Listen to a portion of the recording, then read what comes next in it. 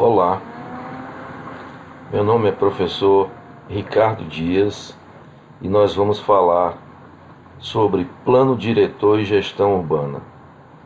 Esse assunto ele foi dividido em 3 unidades e esta é a nossa primeira unidade, que vai tratar de urbanização brasileira, diversidade e desigualdade. Bom, a nossa aula ela foi baseada na obra de Otílio Macedo Pinheiro, de mesmo nome, Plano Diretor e Gestão Urbana.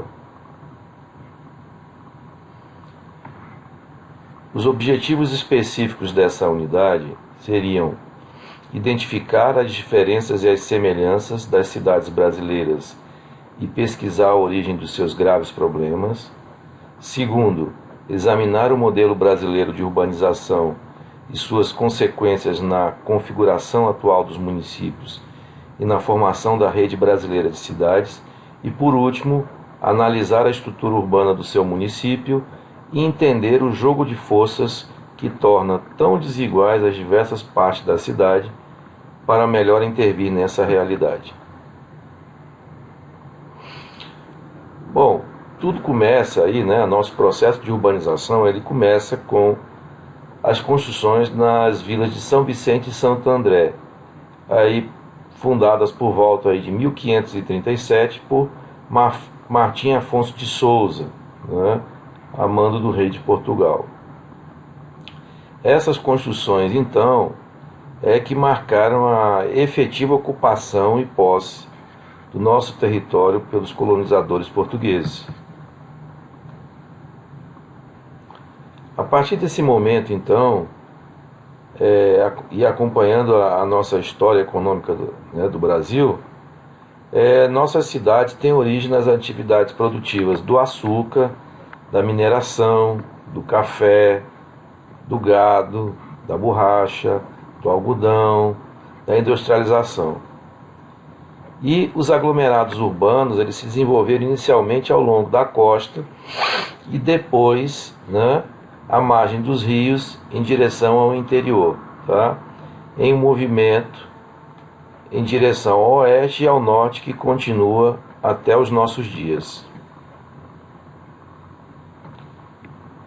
A urbanização ela se acelerou aí com a industrialização do país, tá?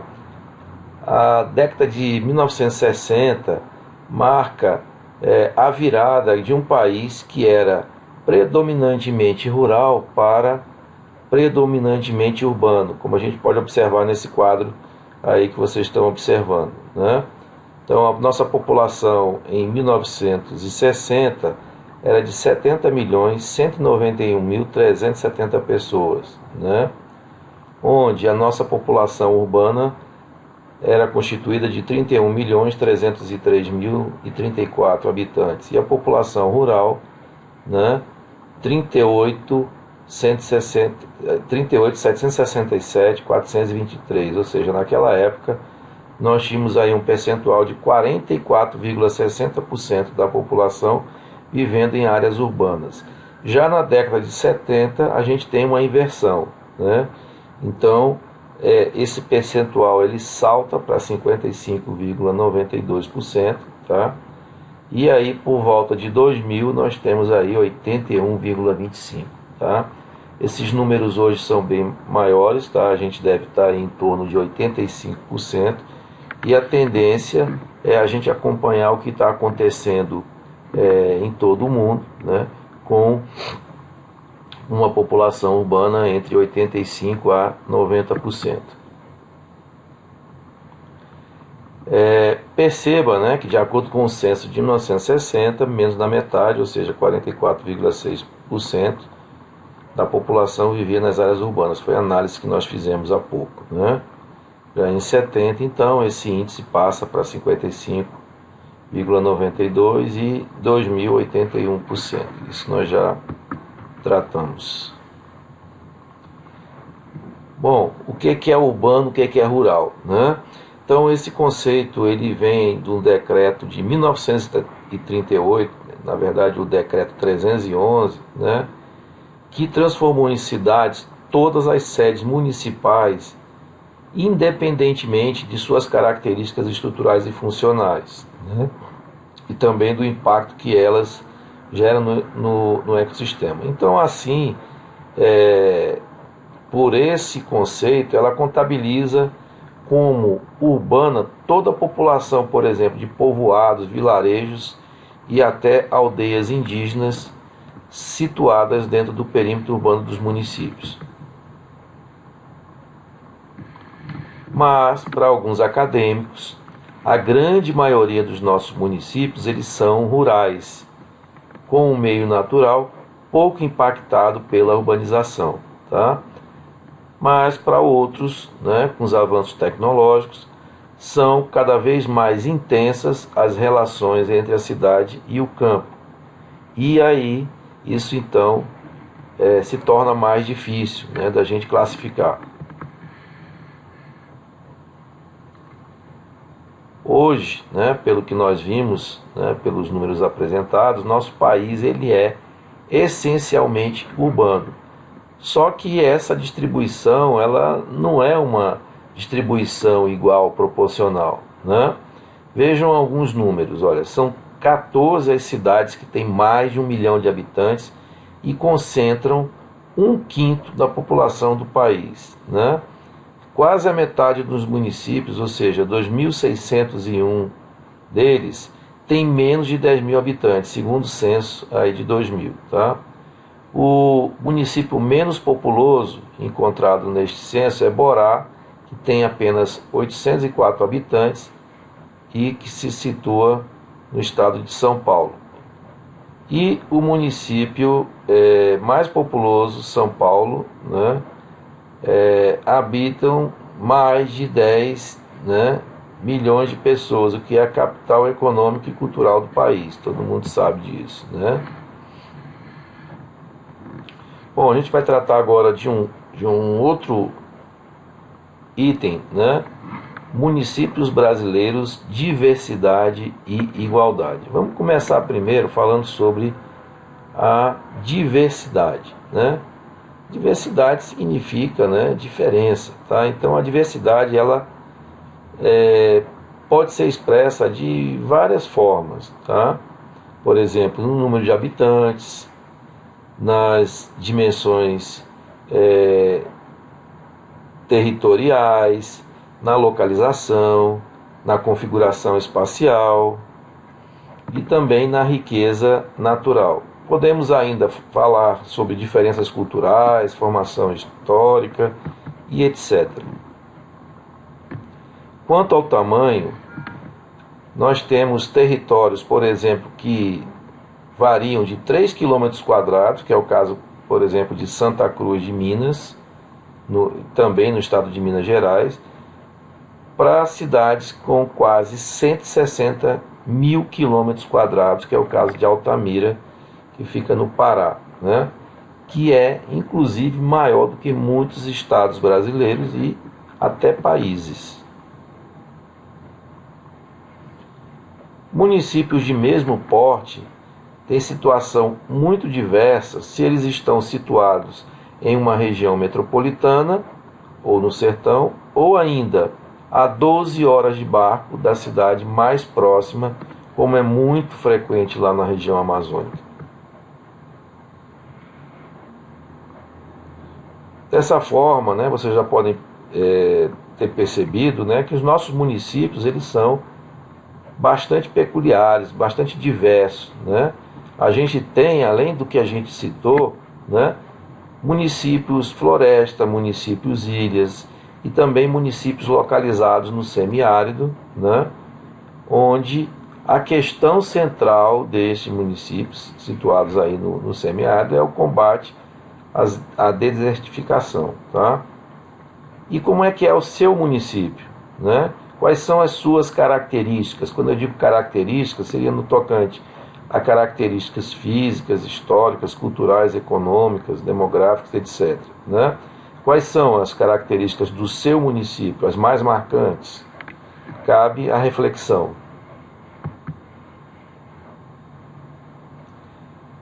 pela sua origem, né, as nossas primeiras cidades as nossas primeiras cidades do período colonial, né, onde o traçado inicial dessa cidade começou, né, com a construção de cada nova casa, vão ser bem diferentes daquelas que surgiram a partir de planos governamentais, ou seja, de cidades planejadas, como é o caso de Belo Horizonte, o caso de Goiânia, Brasília, Palmas, Rondonópolis e até Teresina. São também diferentes dos municípios situados nas novas fronteiras de desenvolvimento agrícola extrativista, né? É o caso, por exemplo, dos 84 municípios do estado do Pará e do Mato Grosso, né, que são situados ao longo da BR-163, tá, que liga Cuiabá a Santarém, que antes do asfalto, né, viram crescer no seu território, como se fossem cogumelos, novos assentamentos, né, que tiveram, né, impacto na floresta e também na qualidade de vida dos seus moradores. Bom, falamos da diversidade, agora vamos falar um pouquinho da desigualdade, né? Então, a segunda marca dos municípios brasileiros é a profunda desigualdade entre eles, né? Que pode ser expressa, por exemplo, no dinamismo da sua economia ou no ritmo de desenvolvimento e, principalmente, na qualidade de vida e acesso dos seus habitantes aos serviços básicos e ao direito à cidade. A desigualdade que divide os municípios entre ricos e pobres, ela se revela na existência ou não de sede de empresas, de agências bancárias, né, de domínios da internet, de aeroportos, de cinemas, teatros, e também, né, nas oportunidades de emprego e estudo que oferecem aos seus moradores, também na oferta, né, de serviços de saúde, de justiça, de segurança, etc. Bom, para medir essa desigualdade, a gente tem aí diversos indicadores, né? O mais conhecido deles, né, também conhecido como PIB, né, o Produto Interno Bruto, ele mede a riqueza em bens e serviços finais produzida em uma determinada região. Temos um outro também importante, talvez não tão conhecido, chamado de coeficiente de Gini. Tá? Ele foi desenvolvido pelo estatístico italiano Corrado Gini, tá? E esse coeficiente ele mede o grau de concentração de renda em um determinado lugar, ou seja, ele mede a desigualdade da distribuição de renda entre as classes sociais segundo a renda domiciliar per capita. Nós temos um outro índice bastante conhecido, que é o IDH, é o Índice de Desenvolvimento Humano, e esse índice ele foi criado pela ONU, né? E ele mede a escolaridade, a longevidade e a renda da população de um determinado lugar. Temos também um índice importante, que é o Índice de Exclusão Social. Ele foi desenvolvido por professores, né, da Unicamp, Lemos e Nunes, tá? E esse índice ele busca aferir o percentual de pessoas excluídas, tá, em cada um dos nossos municípios brasileiros e também no Distrito Federal, tá?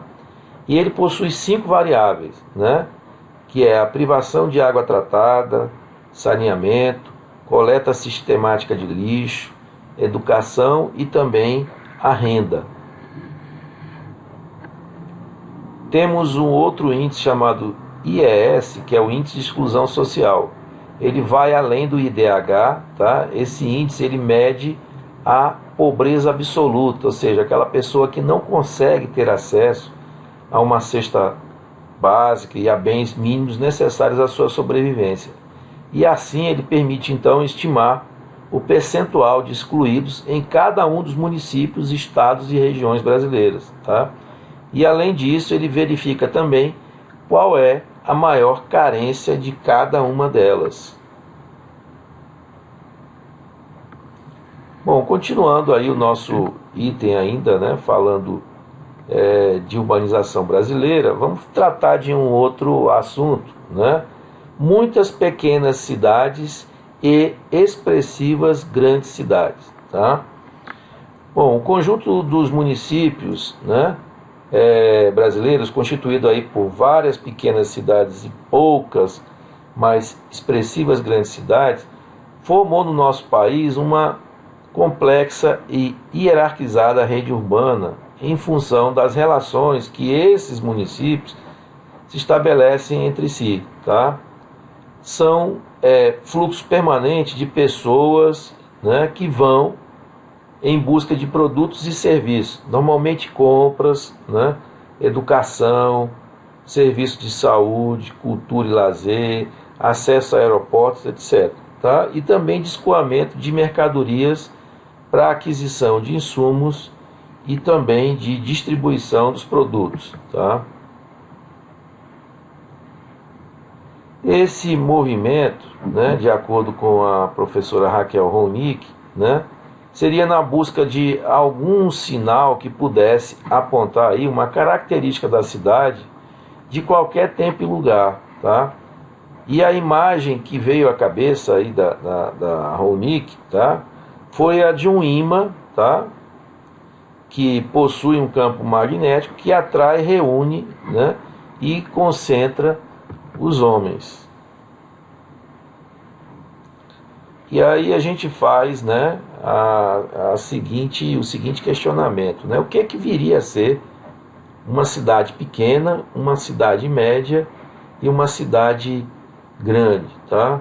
Vocês vão encontrar uma enorme quantidade de conceitos do que viria a ser isso, tá? Pelo critério demográfico, a maioria aí dos textos urbanísticos ele define como cidades médias aquelas com população variando aí entre 100 mil e 500 mil habitantes, tá?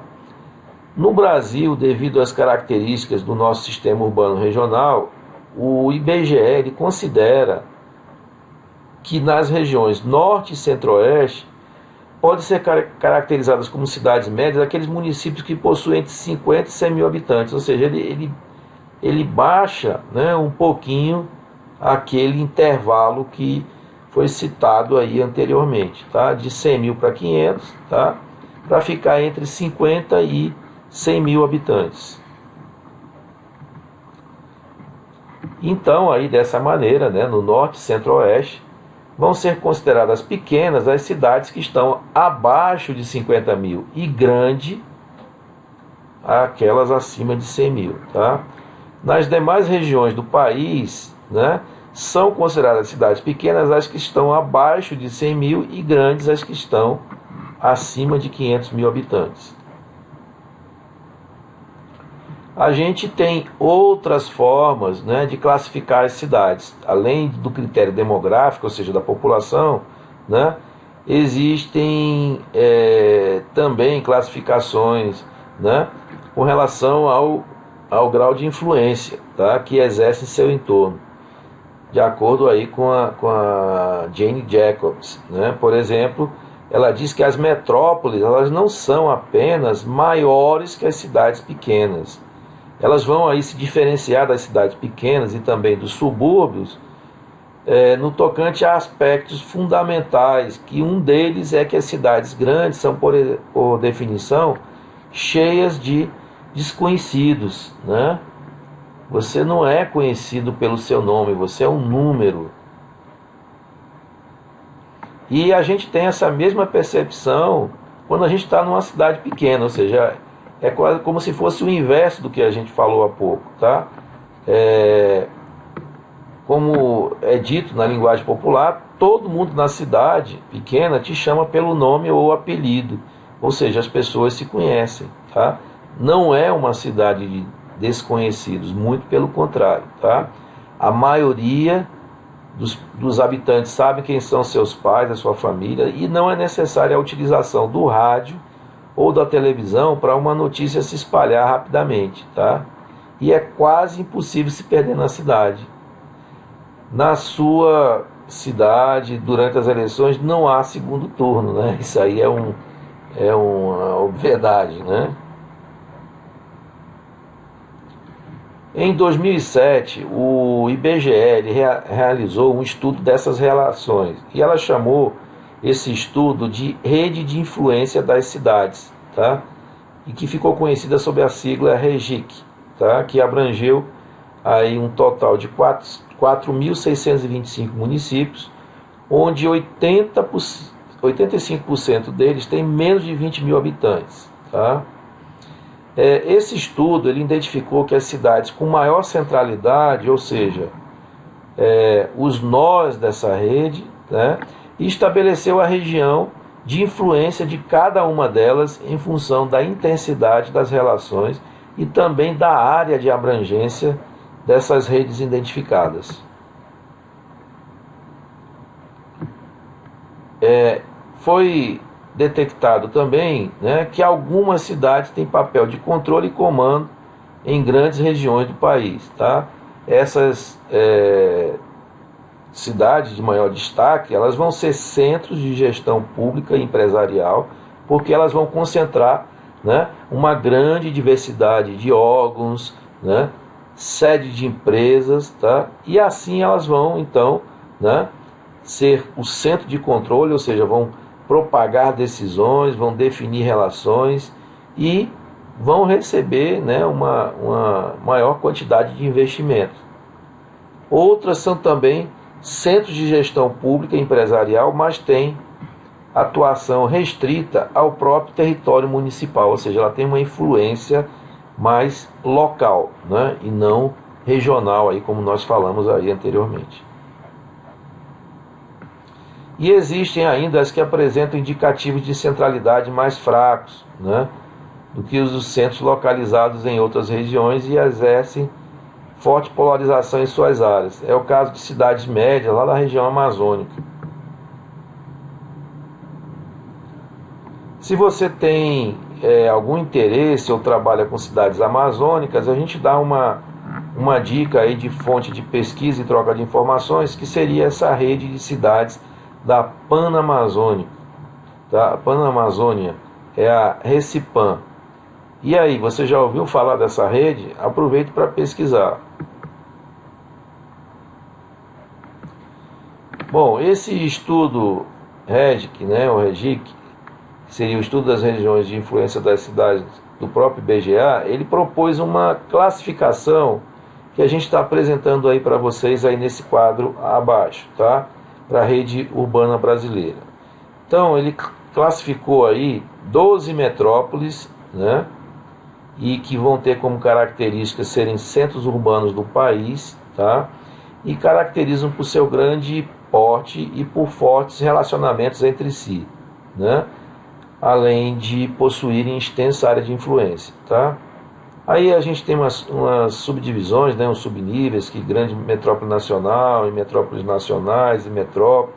E aí vocês estão vendo aí quem é que está ocupando, né, essa categoria, essa classificação. É o caso de São Paulo, Rio, Brasília, depois na categoria de metrópole, Manaus, Belém, Recife, Fortaleza, Salvador, Porto Alegre, Curitiba, Belo Horizonte. Depois, numa outra classificação, né, nós temos 70 capitais regionais, tá? Nos subníveis, né, são as demais capitais estaduais e incluída aí junto o município de Campinas, depois capital regional B, né, e depois a regional C. Depois ela classificou aí mais 164 centros subregionais, né? Depois centros de zona e depois 4.473 centros locais, tá? Então isso aí é um estudo de 2008, tá? Aí o REGIC. Bom, o Centro-Sul, né, como todos nós sabemos, ele conta, né, com um significativo número de metrópoles, né, onde está aí, né, situada a maior parte da população brasileira, tá, com várias capitais regionais e centros subregionais e que vão possuir aí grande articulação entre si, tá? Nas regiões norte e nordeste, né, faltam níveis hierárquicos e são poucos os centros intermediários, tá? Outra pesquisa realizada pelo IBGE, essa de 2006, foi a ACP, Área de Concentração de População, que identificou 40 grandes aglomerações urbanas que agregam 336 municípios, tá? Conforme aí o IBGE, tá? Sobre isso ele fala aqui como grandes manchas urbanas de ocupação contínua, caracterizadas pelo tamanho e densidade da população, também pelo grau de urbanização e pela coesão interna da área dada pelos deslocamentos da população para trabalho e estudo. As ACPs, né, se desenvolvem ao redor de um ou mais núcleos urbanos, em caso de centros conurbados, tá? Conurbação, pessoal, é quando você não consegue perceber o limite administrativo entre uma cidade e outra, ou seja, é como se duas ou mais cidades estivessem fundidas, né, no mesmo território. Você não sabe onde começa e onde termina um determinado município. São constituídas, essas ACPs, elas são constituídas também pelas regiões metropolitanas, que a gente colocou aí a abreviatura de RMs, e também regiões integradas de desenvolvimento, as chamadas RIDs, né? E capitais também com forte polarização do território nacional. As regiões metropolitanas, elas são formadas por municípios de um mesmo estado e são criadas por leis estaduais, tá? Já as regiões integradas, elas são interestaduais e oficialmente instituídas por lei federal. As primeiras regiões metropolitanas, elas foram criadas ainda na década de 70 pelo governo federal. O Brasil hoje ele possui 29 regiões metropolitanas, né, em 18 estados, e 3 RIDs, como a de Brasília, a de Petrolina Juazeiro e aqui a nossa, Teresina Timon, né, que foi criada por legislações e critérios diversos. Regiões metropolitanas e RIDs e também aglomerações urbanas vão ser espaços urbanos constituídos por uma mancha contínua de ocupação sobre mais de um município, e isso vai envolver fluxos intermunicipais e também complementaridade funcional e integração socioeconômica entre esses diversos municípios. As metrópoles, elas concentram os municípios e as pessoas mais ricas e que também vão ter maior acesso à educação e à saúde e vão possuir as maiores empresas e também os órgãos de decisão. Segundo o estudo aí do Observatório das Metrópoles, só no ano de 2000, as 15 principais grandes aglomerações urbanas, elas detinham 39% da população economicamente ativa, né?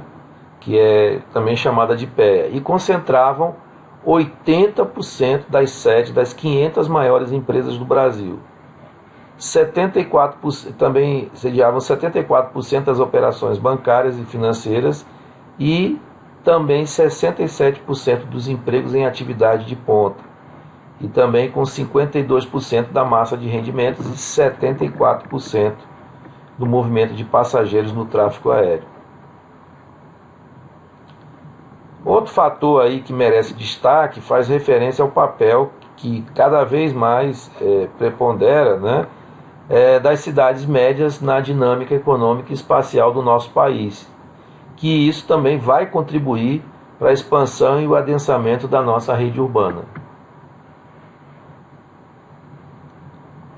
As cidades que mais cresceram nessa categoria de cidade média foram Palmas, lá no Tocantins, e Águas Lindas de Goiás, tá? Que é o município mais pobre no entorno de Brasília, né? A tabela que vocês estão vendo aí, tá? É uma tabela que relaciona o tamanho do município, né? PIB e população, né? Então, o tamanho do município maior de 500 mil habitantes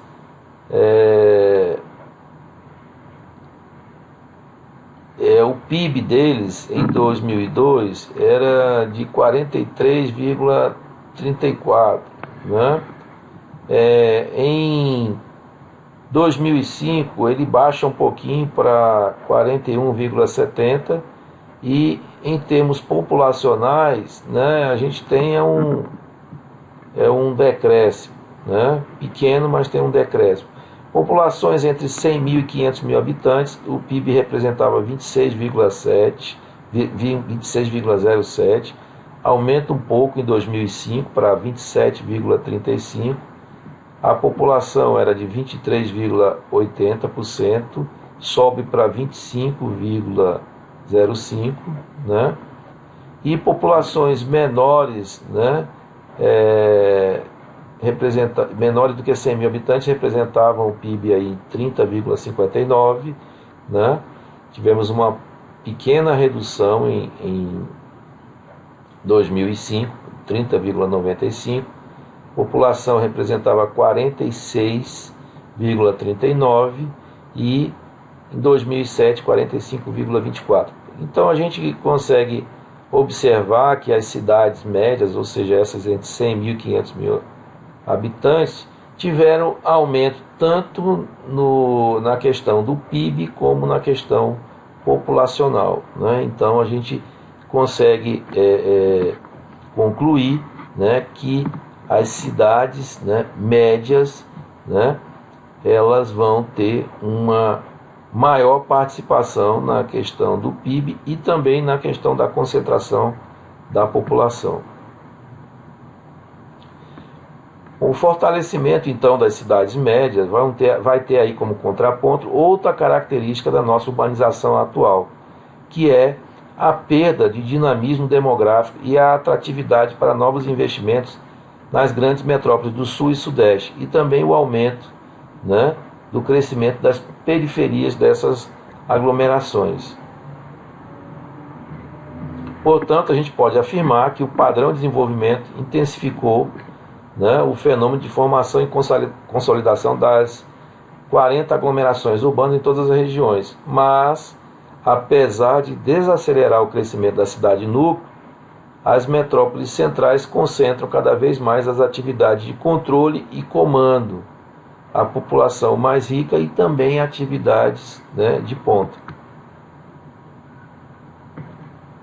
Outra característica do nosso modelo é a dispersão, a qual demonstra que 93% dos municípios têm menos de 100 mil habitantes. Tá? Uma face perversa do modelo, né, é que a grande maioria dos municípios rurais, que estão aí localizados fora dos eixos de expansão econômica, eles ficam estagnados ou perdem população, né? E aí o processo é processo de decadência. Vamos tratar agora de outro item, né, que é esse paradoxo, né? Em cada cidade, duas cidades, tá? Essa desigualdade, ela se reproduz no interior dos municípios, né, no intraurbano. Nossas cidades, elas de uma forma geral, estão divididas socialmente e espacialmente em duas, tá? Uma é aquela cidade formal, né, que é a cidade rica, a cidade regular, né, que tem toda a infraestrutura, que usufrui do melhor, né, que a comunidade pode ter, por exemplo, em termos de comércio, serviço, cultura e lazer, e é também a parte da cidade que concentra a população com a maior renda, né, que vai ter a maior escolaridade, aquela população que é constituída predominantemente de brancos, tá? Já a outra, né, que seria o oposto dessa cidade formal, a conhecida cidade informal, ela é ilegal, ela é precária, né, ela é inacabada, ou seja, desprovida de infraestrutura, e é a cidade dos mais pobres, né, daqueles que têm menor escolaridade, da população, né, infelizmente, né, essa questão, né, aí étnica, né, é a população mais negra e com maior índice de mortalidade, né?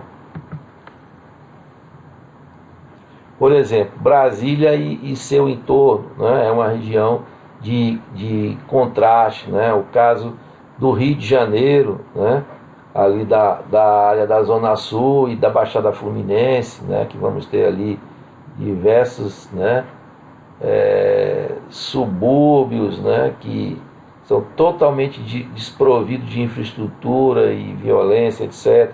É o São Paulo dos Jardins e de Guarapiranga, a Curitiba do bairro do Batel, né, que vai ter uma renda média mensal de 8.972 por habitante, e a região do bairro de Tatuquara com a renda média de 809. Vejam a disparidade. Bom, mas a gente quer saber quais são as causas dessa triste marca das nossas cidades. Bom, a primeira causa é que a imensa e rápida urbanização ela não foi acompanhada de políticas públicas de desenvolvimento urbano que fossem capazes, né, de prever ou de se preparar para receber esses novos contingentes populacionais, tá? E atividades do seu território. É como se a gente, ao invés de evitar o incêndio, a gente esperasse para acontecer o incêndio para poder apagar depois, tá? Infelizmente é dessa forma que as coisas acontecem no nosso país, tá? Os grandes projetos públicos e empresariais de desenvolvimento, de industrialização, de infraestrutura logística e energética, né? E aí dentro estão a construção e ampliação, por exemplo, de rodovias, portos, aeroportos, hidrovias, né? Geração de hidrelétrica, etc., né?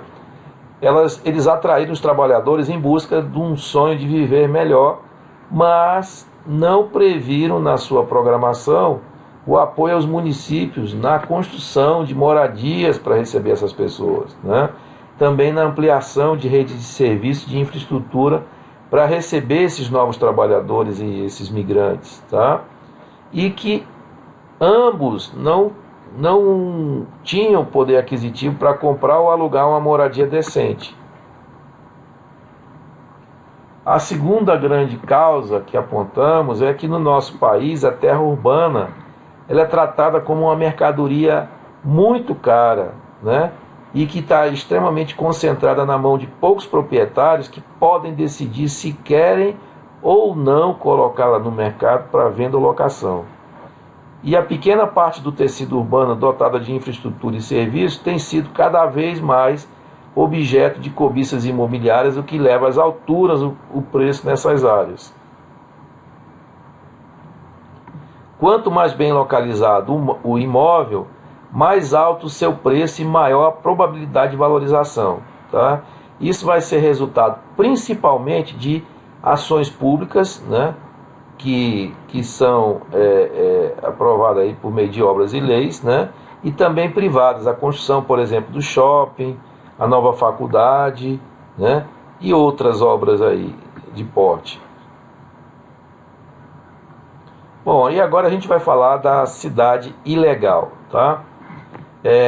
A cidade ilegal. Bom, a soma de variáveis, como por exemplo a ausência de políticas públicas de construção de moradias, o mercado especulativo da terra urbana, a baixa renda da maioria da população, vai tornar praticamente impossível para o trabalhador pouco qualificado pagar o aluguel ou comprar um imóvel no mercado formal.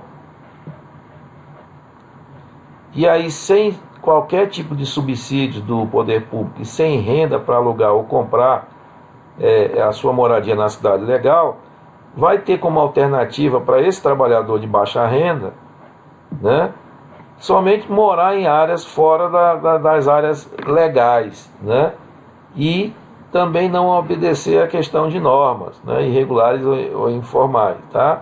Esse trabalhador ele apenas vai poder comprar um lote em terras periféricas, cada vez mais distantes, em loteamentos irregulares, que a gente chama também de loteamentos clandestinos.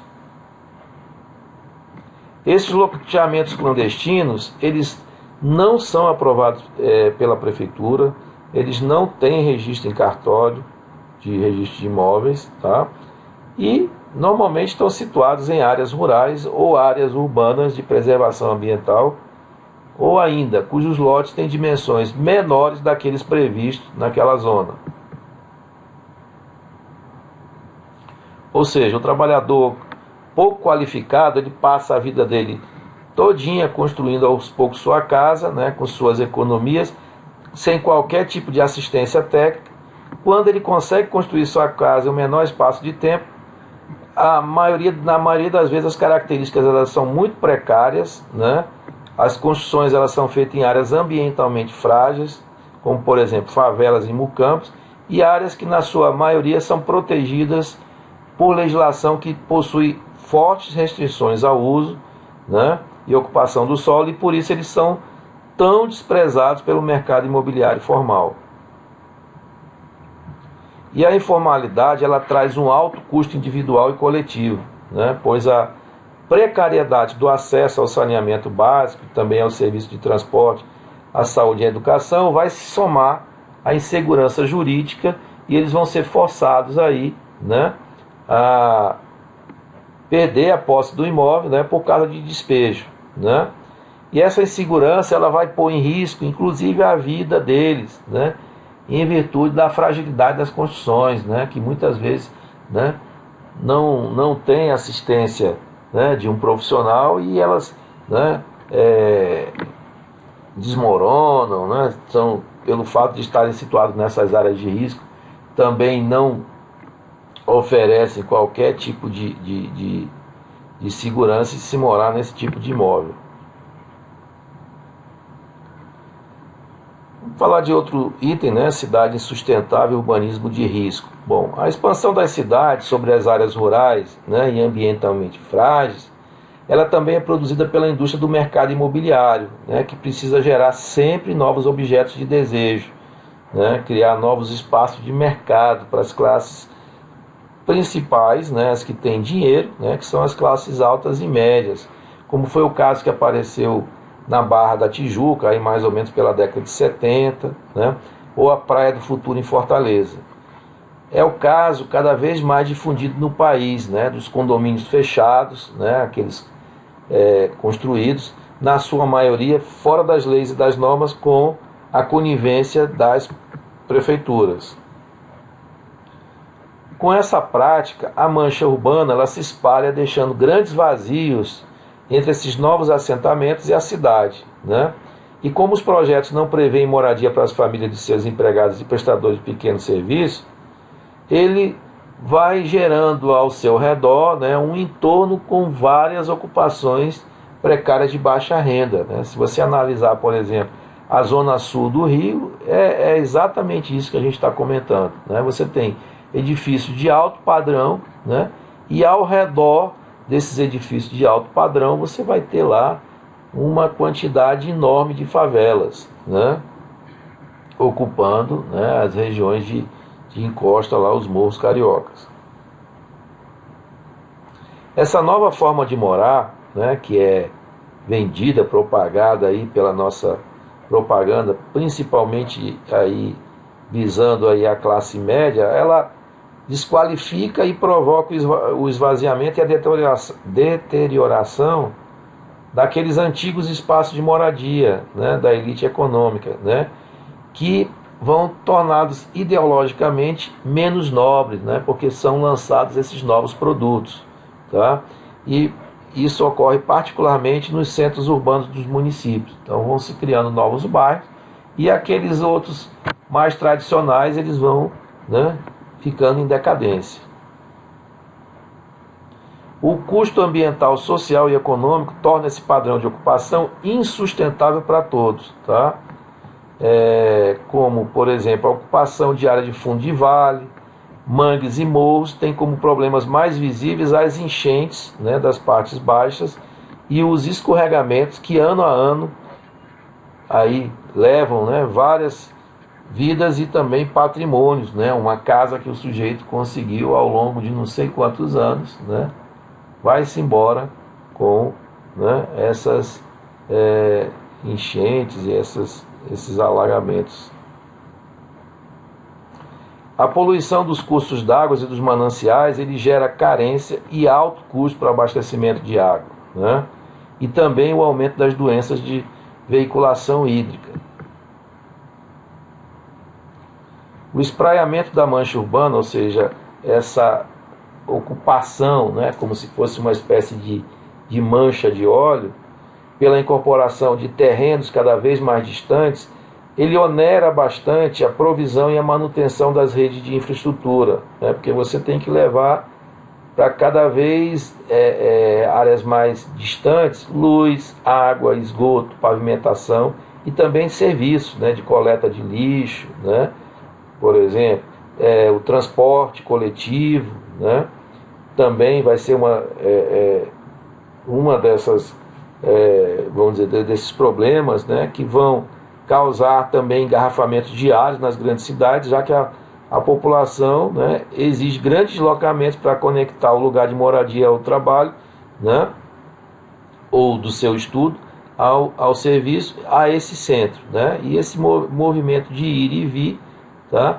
é necessário porque os bairros periféricos normalmente eles não possuem, né, uma rede bem equipada de equipamentos públicos, e ele é muito dependente do centro. Então esse movimento de ir e vir entre o seu local de moradia ou do trabalho, ele tem que se realizar diariamente, tá? E esses centros normalmente são centros tradicionais que foram criados numa época onde não era previsível, né, essa quantidade de automóveis que nós temos hoje na nossa frota, e o problema a gente sabe qual é, vão ser esses engarrafamentos diários aí, tá? Esse transtorno para todo mundo.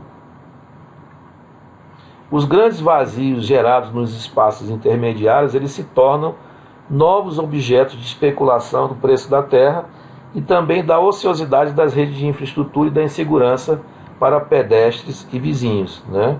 Esses locais que perdem, né, esse grau de interesse, que ficam esvaziados, né? Você tem lá toda uma malha de infraestrutura pronta, né? E as pessoas também que residem vão, né, caminhar, trafegar por área, né, de pouco movimento, tá? A passagem de áreas rurais, também a categoria de urbanizáveis, ela impacta negativamente as atividades rurais do município, gerando fortes taxas de valorização e a formação de novas periferias, tá? Esse modelo, marcado pela expansão infinita e pela insustentabilidade social, econômica e ambiental, torna cada vez mais conflitante a convivência entre as duas cidades, ou seja, aquela legal e a informal. E por isso foi denominado apropriadamente por Raquel Ronick de urbanismo de risco. E a face mais visível desse risco, que afeta a todos, é a insegurança e a violência urbanas presentes nas metrópoles, mas que se espraiam em cidades de diversos portes, não somente nas metrópoles. Então a gente termina a nossa primeira unidade. Aí estão as nossas principais referências.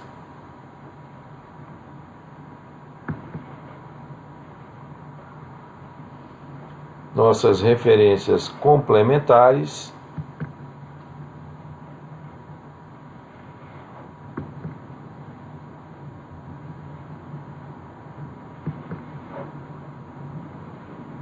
E aqui sou eu, tá? Tem um linkzinho aí do meu Lattes e um e-mail para a gente ter contato. Então a gente finaliza aqui a unidade 1 e até a próxima unidade.